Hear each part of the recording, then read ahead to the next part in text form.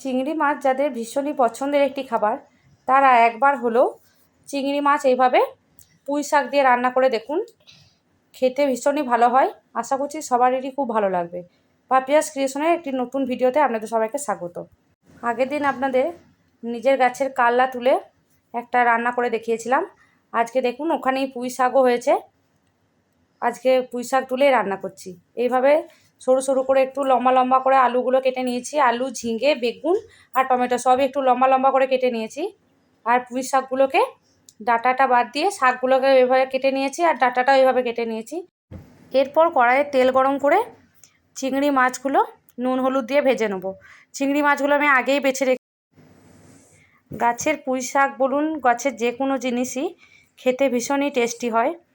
আমার এখানে জায়গা খুবই কম, তাই আমি মাছের পেটের মধ্যে লাগাই। আপনারা এইভাবে লাগান, তাহলে টুকটাক বাড়িতে খাওয়া হবে।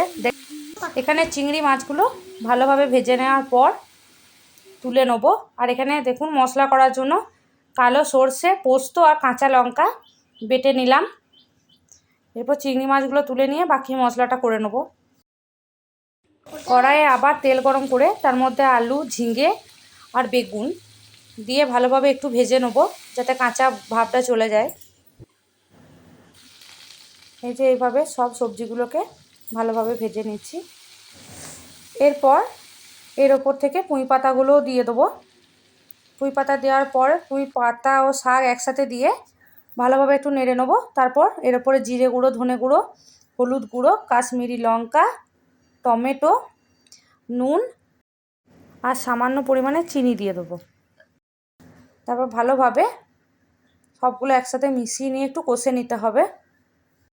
আমরা এখানে যে মশলাটা বেটে রেখেছিলাম সর্ষে, পোস্ত আর লঙ্কা, এর উপর থেকে এরপরে 4 চামচের মতো দিয়ে দেবো। দেওয়ার পরে একটু নেড়ে নেওয়ার পর চিংড়ি মাছগুলো দিয়ে জল ঢেলে দেবো। সর্ষে দেওয়ার পর খুব একটা কষাবার দরকার হবে না, তাহলে কিন্তু তেতো হয়ে যাবে। এই রান্নাটা ভীষণই সোজা আর খেতেও ভীষণ টেস্টি। আজকে আমি বাড়িতে বানাচ্ছিলাম, তাই ভাবলাম আপনাদের সাথেও শেয়ার করি। এখানে আমি একটু আদা দিয়েছি, আর ঘরে বাটা ছিল আমি তাই দিয়েছি, আপনাদের না থাকলে না দেবেন।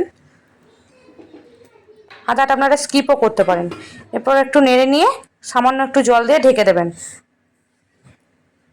5 মিনিট পর মিডিয়াম টু হাই ফ্লেমে রেখেছিলাম। দেখুন জলটা অনেকটাই শুকিয়ে গেছে। আর একটু গ্যাসটা বাড়িয়ে দিয়ে বাকি জলটুকু শুকিয়ে নিয়ে শুকনো শুকনো করে নামিয়ে নেব। তাহলেই রেডি হয়ে যাবে পুঁই ডাঁটা দিয়ে চিংড়ি মাছের চচ্চড়ি। এই ছোট ছোট রান্নাগুলো যদি আমরা বাড়িতে করে খাই এবং বাড়ির সকলকে করে খাওয়াই, আশা করছি সকলের ভীষণই পছন্দ হবে। আর গরম ভাতের সাথে এই রান্নাটা হলে আর কিছু লাগবে না। দেখেই বোঝা যাচ্ছে রান্নাটা কতটা সুন্দর হয়েছে খেতে। একবার হলে বাড়িতে বানান, আশা করছি সকলের ভীষণই পছন্দ হবে।